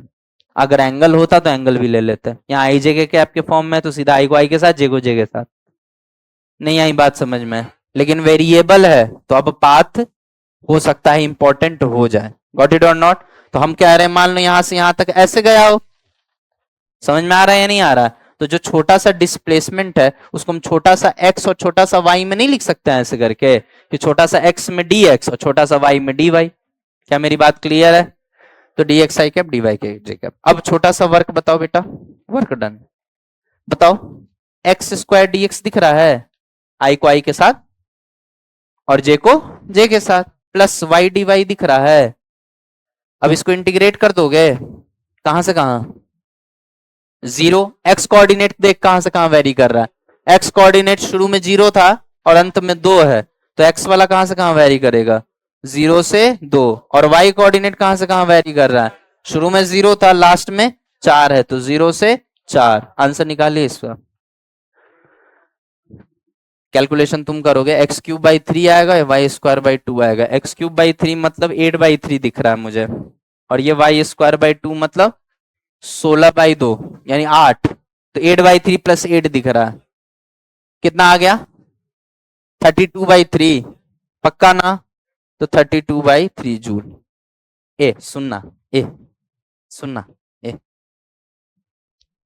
सुनता नहीं है, सुन इधर। वर्क हमने निकाल दिया इनिशियल फाइनल कोऑर्डिनेट्स रख के। इस पूरे सवाल में कहीं भी पाथ की चर्चा आई? हम तो मैथ्स जानते हैं सिर्फ कि भैया एफ डॉट डी एस का इंटीग्रेशन वर्क होता है, और मैथ्स वाले स्टाइल से हमने इंटीग्रेट किया आंसर आ गया। पाथ की चर्चा आई, क्या पता पाथ ऐसे नहीं हो, क्या पता पाथ ऐसे हो,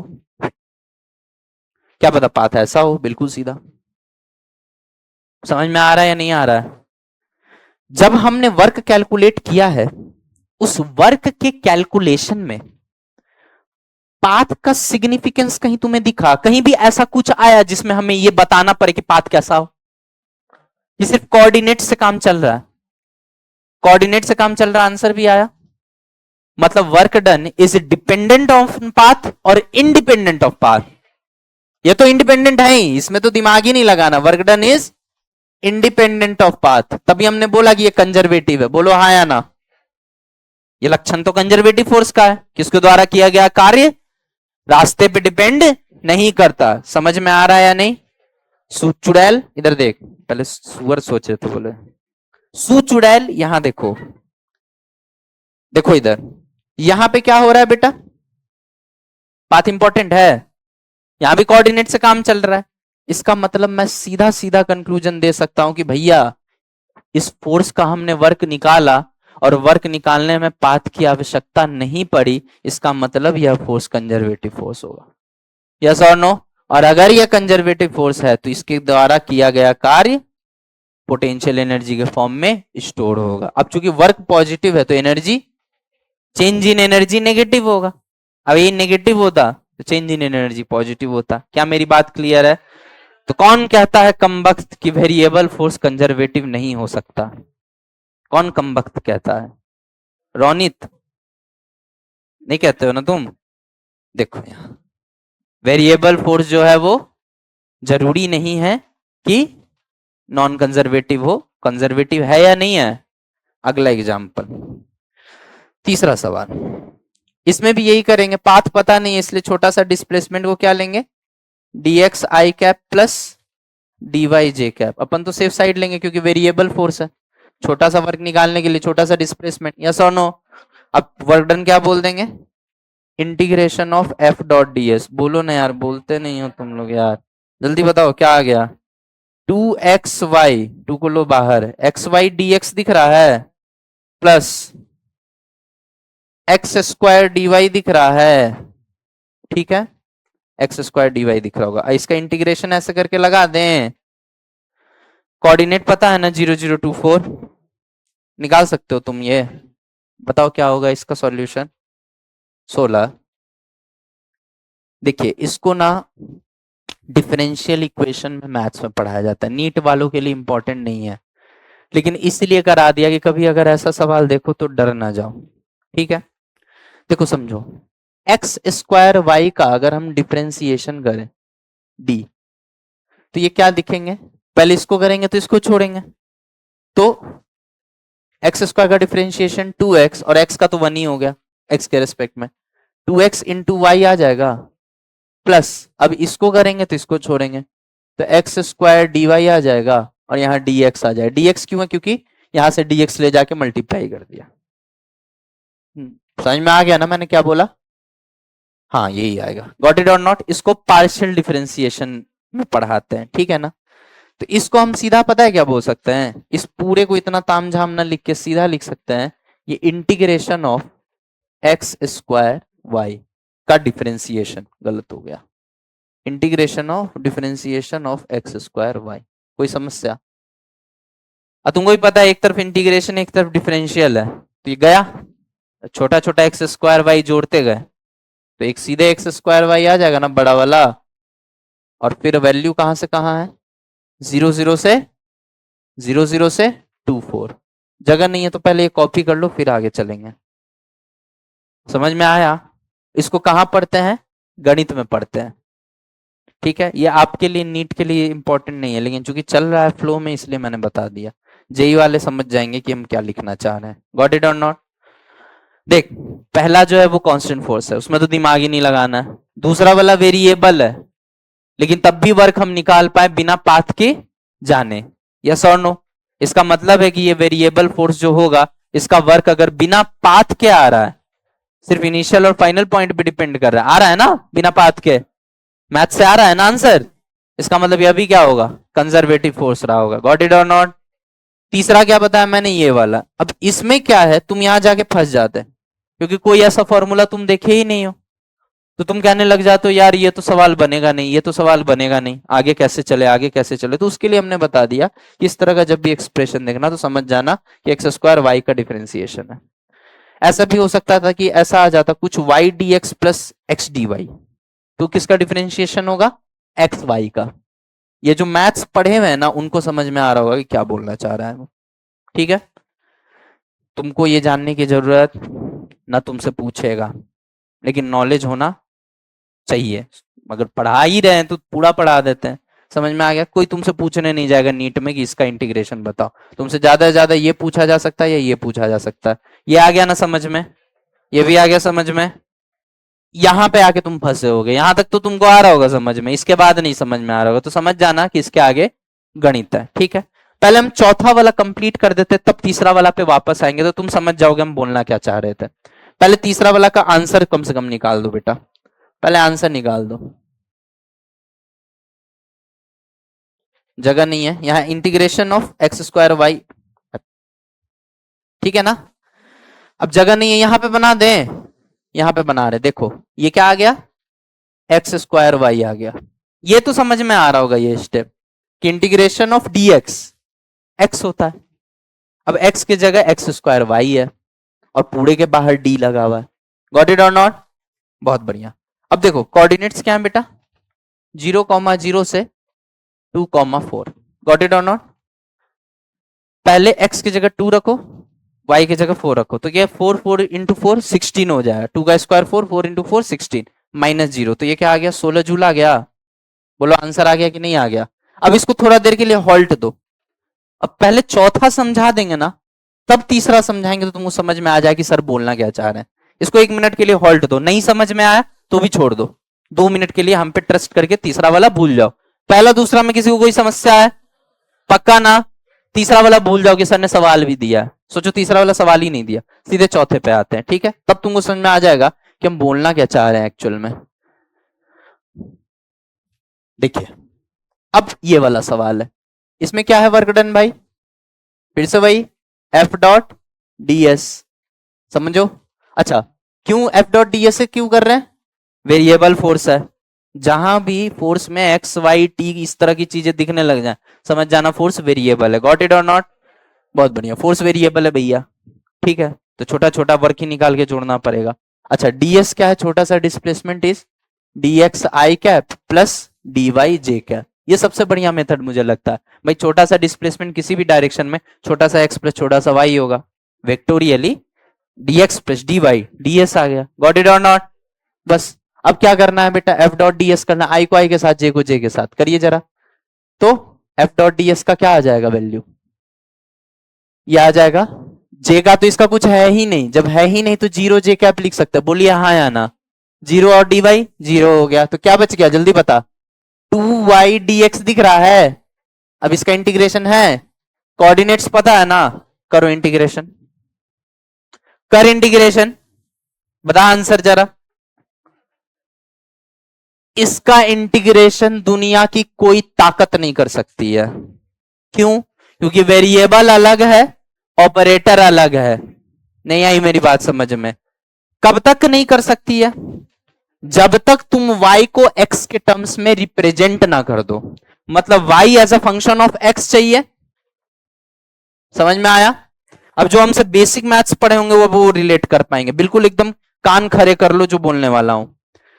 y is equal to f x पता होना चाहिए। मान ले एक्स क्यूब प्लस 2 है, एक्स स्क्वायर प्लस 2 है मान ले। अब ले जाके इसको यहां रख दूंगा तो इंटीग्रेशन हो जाएगा ना? अभी तक तो नहीं हो पाया। क्यों नहीं हो पाया? क्योंकि हमको ये नहीं पता था कि y as a function of x है क्या। कुछ भी हो सकता है, साइन x हो सकता है, e के पावर x हो सकता है, एक्स स्क्वायर प्लस 2 हो सकता है, सिर्फ y इक्वल टू एक्स हो सकता है, हमें क्या पता? समझ में आया कि नहीं आया? और ये होता क्या है? ये होता है इक्वेशन। इक्वेशन क्या बताता है? कर्व। किसी भी इक्वेशन का पिक्टोरियल फॉर्म ही कर्व है, बोला था ना मैंने। क्योंकि अगर अलग अलग एक्स के लिए अलग अलग वाई का निकालोगे और उसके बाद उसको प्लॉट करोगे तो वो कर्व मिलता है, जिस कर्व का ये इक्वेशन है। गॉट इट और नॉट? और कर्व क्या दर्शाएगा? वाई और एक्स कैसे कैसे बदल रहे हैं। क्या हो गया? वाई और एक्स कैसे कैसे बदल रहे हैं, इस पॉइंट से इस पॉइंट के बीच में वाई और एक्स कैसे कैसे बदल रहे हैं, उसका कर्व किस चीज के प्रति इशारा कर रहा है? पाथ के प्रति। नहीं आया समझ में? तो जब तक यहां इक्वेशन नहीं पता है, हमें कर्व नहीं पता है, और जब तक हमें कर्व नहीं पता है तब तक पाथ नहीं पता है।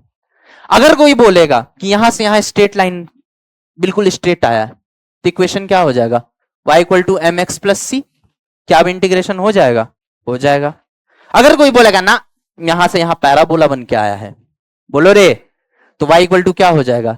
एक्स स्क्वायर के एक्स स्क्वायर हो जाएगा, इंटीग्रेशन हो जाएगा। अब बता, वर्कडन जो निकलेगा, वर्कडन की वैल्यू पाथ पे डिपेंड कर रही है कि नहीं कर रही है? क्योंकि बिना पाथ का ज्ञान हुए, या यूं कह लो कि बिना इक्वेशन का ज्ञान हुए तुम आगे प्रोसीड कर ही नहीं सकते हो। बोलो हाँ या ना? इसका मतलब इसमें पाथ इंपॉर्टेंट है। यानी ये कौन सा फोर्स है? Non conservative force. तो वेरिएबल ये भी है और वेरिएबल फोर्स ये भी है, लेकिन ये वेरिएबल में कंजर्वेटिव था और ये वेरिएबल फोर्स में नॉन कंजर्वेटिव था, क्योंकि बिना पाथ या बिना इक्वेशन के ज्ञान के हम आगे प्रोसीड नहीं कर सकते। क्या मेरी बात सबको क्लियर है? अब आजा तीसरा एग्जाम्पल पे कि हम क्या कहना चाह रहे थे, तुमको समझ में आ जाएगा। अब बच्चा क्या कर रहा है, बच्चा के सामने ये सवाल आएगा ना, तो देखेगा x y d x x square d y, तो या तो एक्स वाई के फंक्शन में बताओ या वाई एक्स के फंक्शन में बताओ, बिना उसके इंटीग्रेशन ये नहीं होगा। तो कई बार बच्चा इस क्वेश्चन को इस क्वेश्चन से कंफ्यूज कर जाता है। क्यों? क्योंकि उसको डिफरेंशियल इक्वेशन का ज्ञान नहीं होता है। समझ में आया? तो इसीलिए मैंने बताया कि एक्स स्क्वायर वाई का डिफरेंशिएशन है ये। और देखिए, बिना पाथ का ज्ञान का आंसर आ गया कि नहीं आ गया? मतलब ये देखने में पहली दफा पहला इंप्रेशन ये दे रहा है कि हम नॉन कंजर्वेटिव है, लेकिन वास्तव में कंजर्वेटिव है। समझ में आया? लेकिन ऐसा एग्जाम्पल नीट में नहीं पूछा जाएगा, क्योंकि बच्चे तमाम तरीके के हमारे लेक्चर देखते हैं, इसलिए पढ़ा हम सब देते हैं। गॉट इट और नॉट? डिफरेंशियल इक्वेशन वाला आपसे नहीं पूछा जाएगा, तो आपको ये जानना जरूरी नहीं है। समझ में आ गया? बस आपको ये समझना है कि कई बार देखने में ऐसा लग रहा है कि बिना पाथ के ज्ञान का ये सॉल्व नहीं होगा, यस और नो, लेकिन डिफरेंशियल इक्वेशन के कॉन्सेप्ट से सॉल्व हो भी सकता है। कुल मिला के ये चारों एग्जाम्पल देने के पीछे का जो मेरा पर्पस था वह ये था कि आपको यह रियलाइज करवाएं कि कांस्टेंट फोर्स तो कंजर्वेटिव होता है, वेरिएबल कंजर्वेटिव भी हो सकता है, नॉन कंजर्वेटिव भी हो सकता है। समझ में आ गया? और ये भी वेरिएबल है, लेकिन क्या है, कंजर्वेटिव है या नॉन कंजर्वेटिव है? ये भी कंजर्वेटिव है, क्योंकि इसमें भी पाथ का इक्वेशन नहीं चाहिए। देखने में लग रहा है कि पाथ का इक्वेशन चाहिए सॉल्व होने के लिए, लेकिन वास्तविकता में नहीं चाहिए। इसीलिए अब सर लेकिन इसको सॉल्व कैसे करेंगे, तुम्हें जानने की जरूरत नहीं है। वो मैथ्स जो पढ़ रहे होंगे ना, उनको समझ में आ जाएगी सर क्या बोलना चाह रहे हैं। गॉट इट और नॉट? हाँ बोलिए। हाँ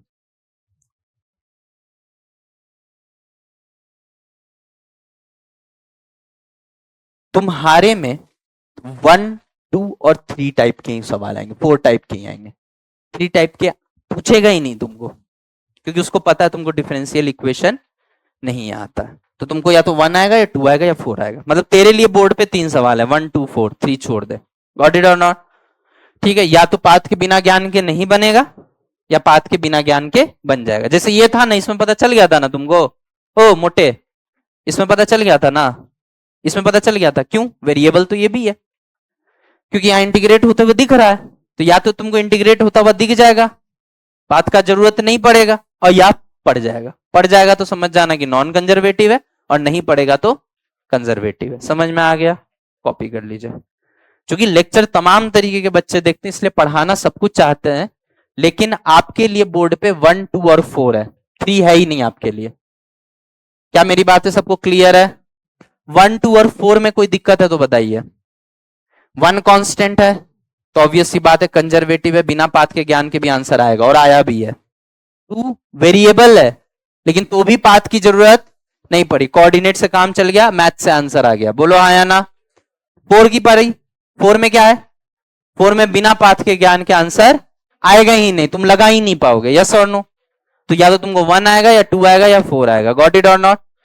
हाँ, 4 ऐसे दे देगा कि सवाल देके पूछ देगा कि ये कंजर्वेटिव है या नॉन कंजर्वेटिव है। तो चेक कैसे करोगे? जैसे हमने किया है, देख लोगे इंटीग्रेट नहीं हो पा रहा है बिना पाथ के इक्वेशन के, इसका मतलब ये कैसा है, कंजर्वेटिव है या नॉन कंजर्वेटिव है? नॉन कंजर्वेटिव है। यानी 1, 2 या 4, नीट में यही 3 में से कोई एक पूछ सकता है, ये कभी नहीं पूछेगा। क्यों? क्योंकि उसको पता है कि आपको मैथ्स का ज्ञान नहीं है। हाँ, जेई मेन और जेई एडवांस में ये पूछ सकता है, खासकर जेई मेन में, क्योंकि आप लोग जेई मेन का भी एग्जाम लिखेंगे, इसलिए मैंने आपको बता दिया कि जेई मेन में ये चीज आ सकता है। बहुत प्यार से समझ में आया ना? जिसको पहली इंप्रेशन में देखने से लग रहा है कि बिना पाथ के इक्वेशन का नहीं सॉल्व होगा, जबकि हो रहा है। गॉट इट और नॉट? ठीक है। हाँ यस। ट्रिक क्या है बेटा? ये मैंने कोई चीज नहीं बताई है, ये तुमको मैंने एक्सप्लेन किया है, इलस्ट्रेशन है, ये क्वेश्चंस नहीं है, ये मैं समझाना तुम्हें चाह रहा हूं। सिंपल वे है, जब पहला स्टेप पे तुम जाओगे ना, और तुमको अगर इंटीग्रेशन के फॉर्मूला के बियॉन्ड लग रहा है, तो तुम समझ जाना कि बिना इक्वेशन के नहीं होगा, बात खत्म। ये ट्रिकी तो है कि हम क्या इसको इंटीग्रेट कर सकते बिना y as a function of x को जाने हुए, जान कर सकते हैं इंटीग्रेट, तो यही हम समझ गए कि नॉन कंजर्वेटिव है। अब या तो y as a function of x वो कहीं ना कहीं क्वेश्चन में देगा, या तो लैंग्वेज में या इक्वेशन में। ऐसा भी तो हो सकता है ना कि स्ट्रेट लाइन का इक्वेशन दे दे, ऐसा भी तो हो सकता है ना कि ये कह दे कि ये दोनों पॉइंट से पास हो रहा है, स्ट्रेट लाइन है, तो तुम इक्वेशन नहीं निकाल लोगे? 2 पॉइंट से पास होने वाली स्ट्रेट लाइन का इक्वेशन तुमने 10वीं कक्षा में निकालना सीखा था ना, y minus y one is equal to m into x minus x one, और m हो जाएगा y2 minus y one by x two minus x one. सीखा था ना ये चीज? तो वो लगा के फिर इक्वेशन आ गया, फिर इक्वेशन रख के इंटीग्रेट करो। ये तो मैं बहुत ज्यादा ऊपर तक चला गया हूं, लेकिन एक एग्जाम्पल दे रहा हूं बस, इतना तो नहीं आएगा तुम लोगों को, नीट में कहाँ आएगा। लेकिन तुम मेरी बात समझ गए होगे कि मैं क्या बोलना चाह रहा हूं, कि भैया पाथ की इक्वेशन के बिना अगर इंटीग्रेट हो जाए तो समझ जाना कंजर्वेटिव है। और बिना पाथ की इक्वेशन के फंस जाओ, लगे कि आगे जब तक y as a function of x नहीं देगा तब तक हम इंटीग्रेट करके आंसर तक नहीं पहुंच पाएंगे, तो वहीं रुक जाना, समझ जाना कि नॉन कंजर्वेटिव फोर्स है। क्या मेरी बातें क्लियर है सबको? आपको जितना फॉर्मूला बेसिक मैथ्स में पढ़ाया गया उससे बियॉन्ड नहीं आएगा। Got it? चलिए आगे बढ़ते हैं। चलिए अगला डालिए topic kinetic energy. Potential energy हमने पढ़ लिया, समझ लिया क्या होता है, कैसे काम करता है। अब लिखिए अगला topic kinetic energy. Kinetic energy, kinetic. हे भगवान, हे प्रभु।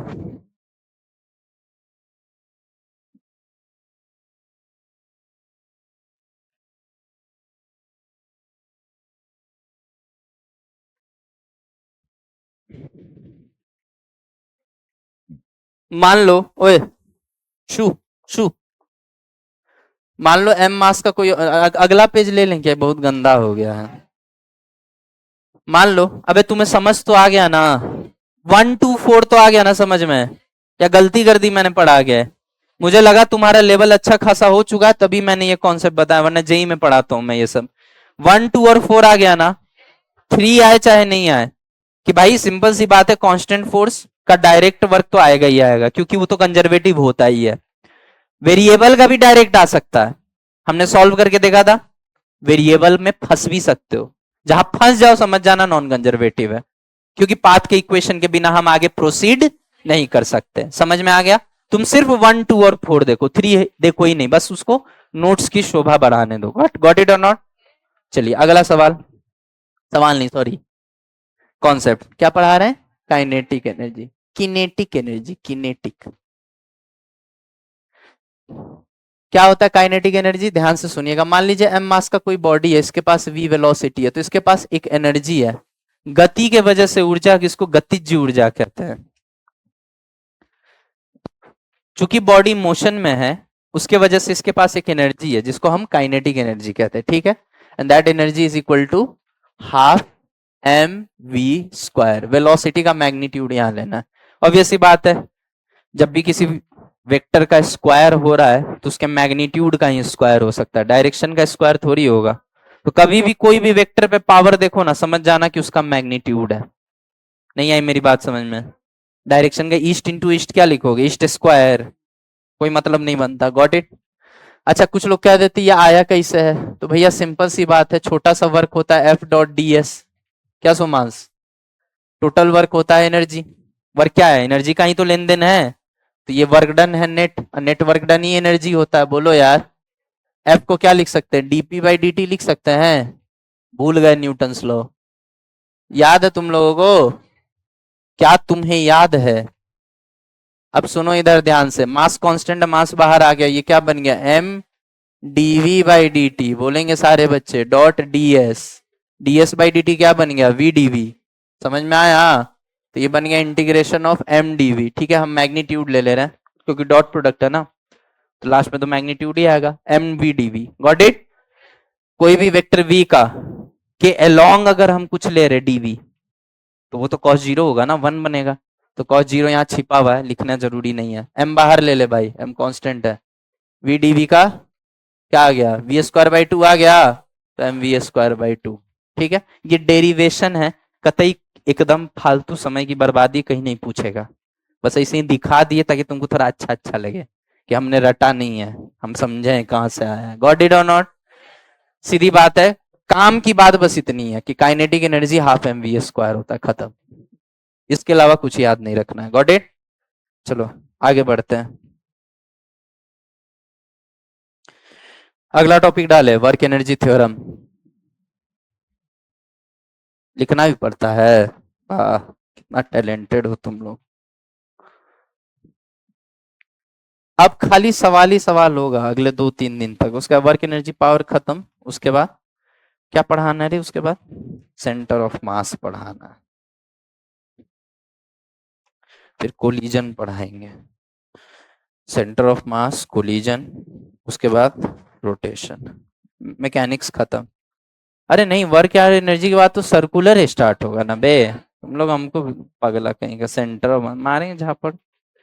सर्कुलर ना पहले पढ़ाएंगे, पूछ लेंगे ये जे सर से वो क्या पढ़ा रहे उस हिसाब से शुरू कर देंगे। चलो इधर देखो, टेस्ट साथ में होता है ना, इसलिए मेंटेन करके रखना पड़ता है, वरना वहां कुछ आएगा पेपर, यहाँ कुछ आएगा, तो तुम पगला जाओगे, फिर सर्वर मार लोगे दीवार में। वर्क एनर्जी थ्योरम, भैया सिंपल से बात है कि ये थ्योरम निकला है law of conservation of energy से, मतलब ये और कुछ नहीं है, law of conservation of energy. अब इसमें ना तुमको तमाम चीजें तुम्हारे मास्टर पढ़ाए होंगे जहां से तुम पढ़ के आए हो कि टोटल मैकेनिकल एनर्जी कंजर्व रहता है, या इस तरह की बातें बताया होगा कि ये होता है वो होता है, total potential plus kinetic initial और पोटेंशियल प्लस काइनेटिक फाइनल बराबर, पता नहीं अनशंड क्या पढ़ाते हैं। हम एक ही चीज बताएंगे और उसी से सारे सवाल होंगे तुम्हारे। कम जानो सटीक जानो, ठीक है, ध्यान से सुनो। वर्क एनर्जी थ्योरम और कुछ नहीं है, law of conservation of energy है। कुल मिला के यह कि एनर्जी क्रिएट या डिस्ट्रॉय नहीं हो सकता, सिर्फ एक फॉर्म से दूसरे फॉर्म में जा सकता है, उसी को मैथमेटिकल फॉर्म में एक तरीके से रिप्रेजेंट किया। हम चाहे तो यहाँ वर्क एनर्जी थ्योरम प्रूफ भी कर सकते हैं आपके सामने, इसी चीज को बेस मान के, गॉट इट और नॉट, लेकिन हम नहीं करेंगे क्योंकि आप बोर्ड का एग्जाम नहीं लिखने जा रहे। सीधे कंक्लूजन सुने। कंक्लूजन ये है कि हमने एक फॉर्मूला सुना था, v square minus u square equal to 2as, याद है? दोनों साइड हाफ एम से मल्टीप्लाई कर दो। क्या करें, ये दिल है कि मानता नहीं, समझ में आ रहा है ना? हाफ एम से मल्टीप्लाई कर दोगे तो ये क्या बन जाएगा, चेंज इन काइनेटिक एनर्जी है। ये देखो 2 से 2 गया, एम ए फोर्स हो गया, और फोर्स इंटू डिस्प्लेसमेंट वर्क हो गया, मतलब नेट वर्क डन। याद रखिएगा, कोई गधा अगर बोले वर्क डन तो झापड़ मार के आ जाना, वर्क डन नहीं, नेट वर्क डन। नेट का मतलब क्या हुआ, उस बॉडी पे जितने भी फोर्सेस लग रहे हैं उनके वजह से जो जो वर्क है उन सबका सम क्या होना चाहिए, चेंज इन काइनेटिक एनर्जी के बराबर होना चाहिए। गॉट इट और नॉट? याद रखिएगा, सबसे इंपॉर्टेंट जो इसमें पॉइंट है वो यही है कि हमें क्या देखना है, वर्क डन नहीं देखना है, नेट वर्क डन देखना है। मतलब जितने भी फोर्सेस लग रहे होंगे, जितने भी, उन सब के वजह से जो जो वर्क है उन सब का सम अगर हम कर देंगे तो क्या होना चाहिए, नेट काइनेटिक एनर्जी के बदलाव के बराबर होना चाहिए, काइनेटिक एनर्जी के बदलाव के बराबर होना चाहिए। यस और no? Is that clear to everyone?